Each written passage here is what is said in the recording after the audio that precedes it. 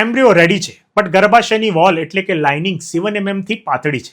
આવા સમયે ટ્રાન્સફર કરવું એ સૂકી જમીનમાં બીજ વાવવા જેવું છે. પરિણામ ફેઇલર.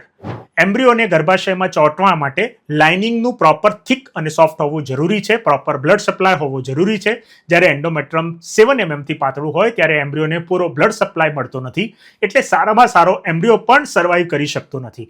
ઘણીવાર લાઇનિંગ પાતળું હોવા પાછળ પહેલાના ઇન્ફેક્શન, ડીએનસી કે એડેશન્સ જવાબદાર હોય છે. એટલે એમ્બ્રિયો સારું છે એટલે ટ્રાન્સફર કરી જ દેવું જોઈએ.